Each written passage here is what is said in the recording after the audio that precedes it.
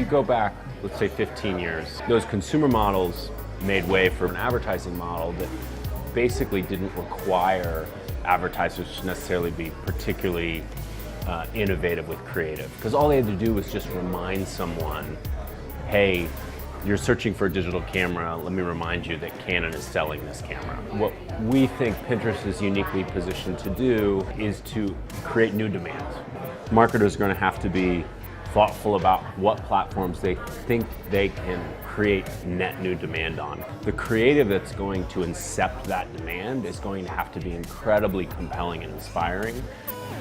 If you look at video online and what is mostly being consumed today on Snap and Facebook is short form, kind of bite-sized, kind of social content.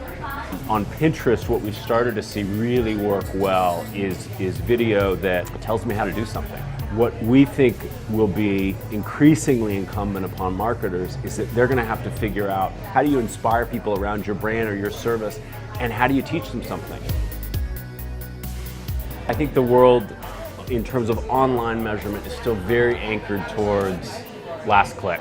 The real value that gets created in marketing is when we tell you about something and give you an idea about something that has never occurred to you, that prompts you to think about a product or service in a way that you never thought about it. That is true net new demand. We now have platforms, and we think Pinterest is one of them, where this first touch, this demand inception can finally start to happen at scale. Several years ago, content was very much tied to the platform. And we think those lines are blurring now. Companies like Brit & Co., companies like BuzzFeed, their destinations are actually meaningfully less important than where they're distributing their content.